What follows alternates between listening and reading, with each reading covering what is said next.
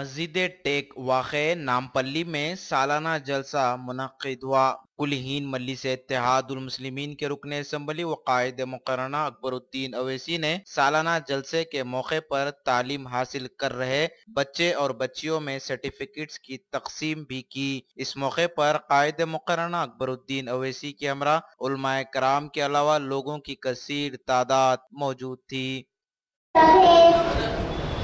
अपने एक खजाने में से एक पैसा